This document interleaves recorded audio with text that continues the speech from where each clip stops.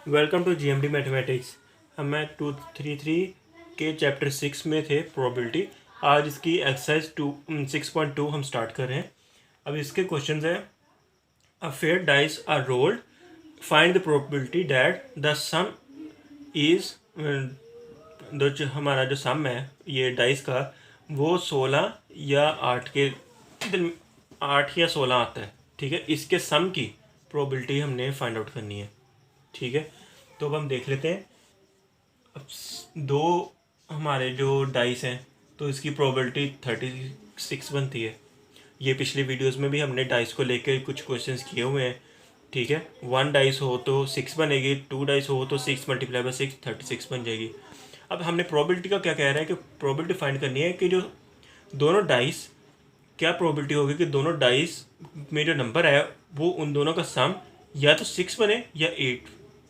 ठीक है, ये हमने फाइंड आउट करना है। ये ऐसा सवाल हमने और भी किए हुए, लेकिन इन दोनों को लेकर यहाँ पे दरम्यान में और भी आ गया, तो इसको लाजमी देखना है और को।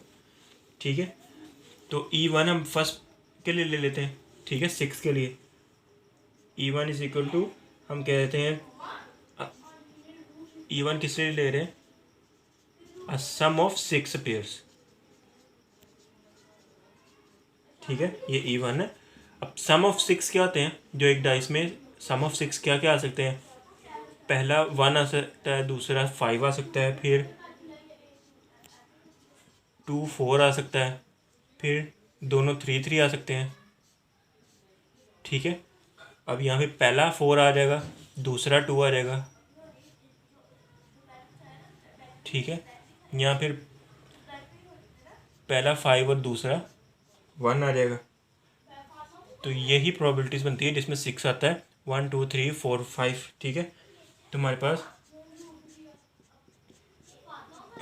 E1 5 आया था। ठीक है, तो इसकी प्रोबेबिलिटी E1 की क्या बनी, NE1 ओवर NS, यानी कि 5/36।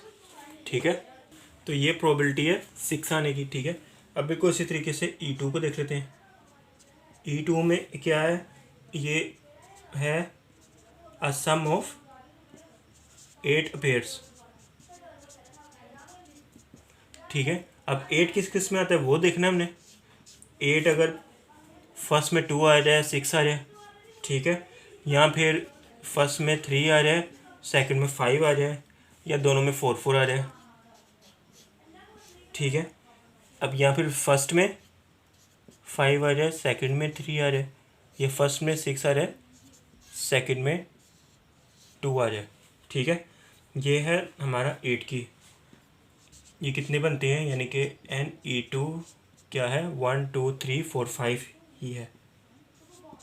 ठीक है, तो प्रोबेबिलिटी हमारी E2 की क्या बनेगी, N over E2 over N over S, ये भी 5/36 बनेगी। ठीक है, अब ये हमारी दोनों की प्रोबेबिलिटी आ गई कि 6 आने की कितनी प्रोबेबिलिटी है और 8 आने की कितनी प्रोबेबिलिटी है। अब हमने ये फाइंड आउट करना है, इसमें और है कि 6 और इसकी दोनों की प्रोबेबिलिटी कितनी है कि कितने परसेंट की आ जाएगी। तो हमने प्रोबेबिलिटी फाइंड आउट करनी हुई यूनियन E2 की, E1 यूनियन E2, ये इक्वल होता है probability of E1 plus probability of E2 के। अगर इसको पुट करें दोनों को, 5/36 प्लस 5/36, तो ये 5 + 5/36 हो जाता है, यानी कि 10/36। यह रहती है 5/18। ये प्रोबेबिलिटी बनती है इन दोनों में कि या तो ये आएगा या ये आएगा। इस सेम इन दोनों को ये आपस में कनेक्टेड है।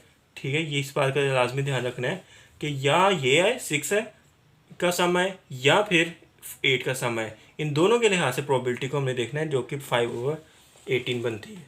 तो उम्मीद है आपको इस क्वेश्चन की समझ आ गई होगी। एक और क्वेश्चन देख लेते हैं। अब हमारा ये नेक्स्ट क्वेश्चन है, इसमें कह रहा है find the probability that N integer selected at random from 10 to 100 inclusive is a multiple of 5 और 9।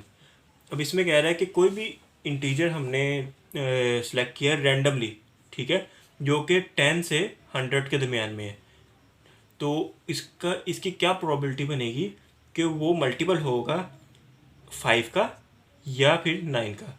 अब ये भी आपस में ऐसे कनेक्टेड है, 5 और 9 इनकी आपस में अलग अलग निकाल के फिर उसके बाद इसमें मल्टीपल को देखना है, तो ये भी आपने ज़रा माइंड में रखना है। तो फाइंड कर लेते हैं। पहले तो NS ये बनेगा 10 से 100 के दरमियान में है, तो ये 91 नंबर्स, ठीक है। अब इसमें से हमने E1 की निकालनी है जो कि है इंटीजर मल्टीपल ऑफ 5,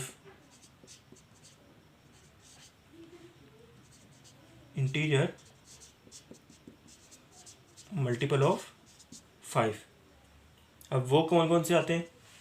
वो आते हैं 10 से स्टार्ट हो गए, 10, 15, 20, 25, 30, बिल्कुल ऐसे 100, 5 के कॉम्बिनेशन में 100 तक, ठीक है। यहाँ पे टोटल 100 तक जाएंगे। अब देख लेना ये जो टोटल नंबर्स हैं, अगर हम इसका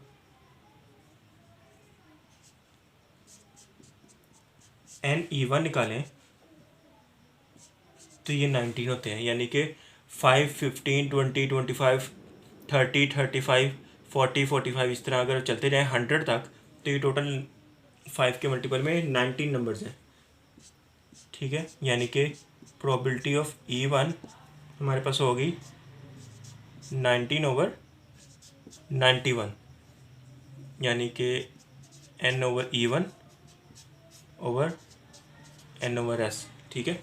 बिल्कुल इसी तरीके से अब E2 की अगर हम देखें, E2 हमारे पास क्या होगा?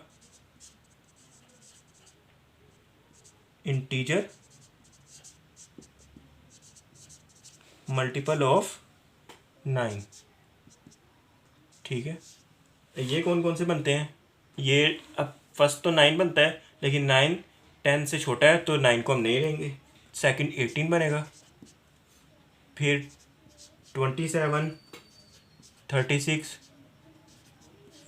45, 54, 63, 72, 81, 90 एंड 99, ठीक है। ये 100 से छोटे, ठीक है। तो अब अगर NE2 को देखें तो हमारे पास ये टोटल 10 बनते हैं, तो इसकी प्रोबेबिलिटी क्या आई? वो हमारे पास आ गई 10/91, ठीक है। हमने ये इन दोनों की जो प्रोबेबिलिटी है वो निकाल ली है, ठीक है। अब हमने ये देखना है कि इसमें ये कह रहा है कि एक ऐसा नंबर सेलेक्ट करने की प्रोबेबिलिटी जो कि इंक्लूड करता हो 5 को या 9 को, ठीक है। तो सबसे पहले हम इसमें से ये देख लेंगे कि इनमें से कौन सा ऐसे नंबर है जो 5 और 9 दोनों को इंक्लूड करते हो, यानी कि E1 intersection E2, E1 intersection E2, यानी कि जो चीज़ इंटरसेक्शन का मतलब यही होता है कि E1 में भी वो चीज़ हो, E2 में भी ये चीज़ हो। E1 क्या है? मल्टीपल ऑफ 5, E2 क्या है? Multiple of 9। तो इसको देख लेंगे कि कौन सी चीज़ जो है वो E1 में भी है और E2 में भी है। वो है 45, जो कि 5 का भी मल्टीपल आएगा, और 9 में भी है ये चीज़, और 90, ये 9 का भी मल्टीपल है, और 100 से पहले 90 में भी आएगा, क्योंकि 90 भी 5 के टेबल में आता है, आ रहता है, ठीक है। तो ये दो आते हैं, तो NE1 इंटरसेक्शन E2, ये 2 हो जाते हैं, ठीक है। तो इनका अगर प्रोबेबिलिटी निकाली जाए E1 इंटरसेक्शन E2, तो वो होगा 2/91, ठीक है। तो ये हमारी प्रोबेबिलिटी आ जाती है। अब हमने यही चीज़ निकालनी है, probability of E1 union E2, ठीक है। तो ये हमारे पास थी PE1 प्लस PE2। अब ये देखें, ये चीज़ तो हमने निकाली थी पिछले क्वेश्चंस में भी, ठीक है। अब इसके अंदर हमें ये कह रहा है, इस चीज़ को हमने लाजमी देखना है कि इंक्लूसिव 5 और 10, मल्टीपल ऑफ 5 और 10। तो हमने इस चीज़ को लाजमी देखना है कि जो मल्टीपल है वो 5 का मल्टीपल हो या 10 का या 9 का हो, ठीक है। तो इसमें जो दोनों में आता है 5 एंड 9 नहीं कहा उन्होंने, तो इसमें जो E इंटरसेक्शन E2 को ये हम माइनस कर देंगे, क्योंकि जो चीज़ दोनों में आ रही है यानी कि 45 और 90 ये दोनों में आती है। तो ये जो 45 और 90 है ये 5 एंड 9 दोनों के अंदर है, लेकिन इन्होंने कहा है या तो 5 के अंदर हो या 9 के अंदर आता हो।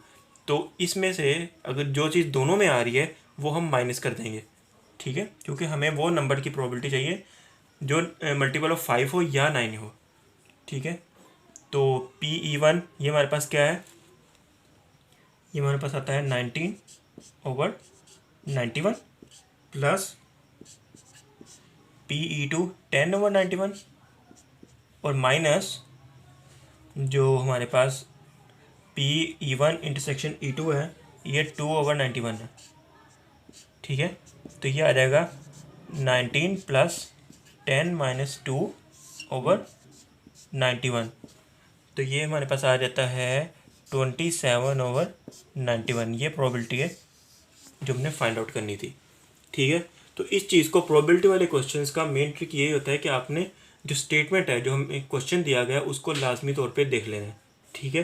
पिछले क्वेश्चन में हमें सिर्फ ये कहा गया था कि हमने सम ऑफ 9 एंड 8 9 और 8 फाइंड आउट करना है, ठीक है। तो उसमें कोई भी ऐसी चीज़ नहीं थी जो दोनों आपस में सेम आती हो, इसके अंदर आती है। इसमें क्या है 45 एंड 90 ये दोनों में आ जाता है, ठीक है। यानी कि इसमें हम अगर कहा गया हो कि multiple of 5 and 9 find out करें तो फिर 45 एंड 90 ही इंक्लूड करते हैं हम, ठीक है। तो इस चीज़ को स्टेटमेंट वाइज आपने लाजमी तौर पे देख लेना है। इस वजह से हमने जो दोनों में आ रहा है उसको हमने माइनस किया है।